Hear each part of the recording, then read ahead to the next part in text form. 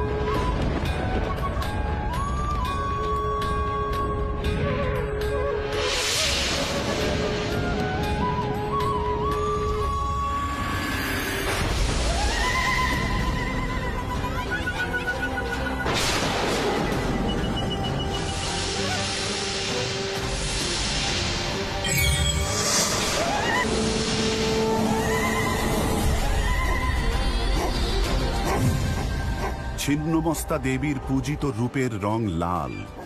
এই দেবী মুক্তকেশী, কণ্ঠে করটি মালা ও নাগ যজ্ঞোপবীত।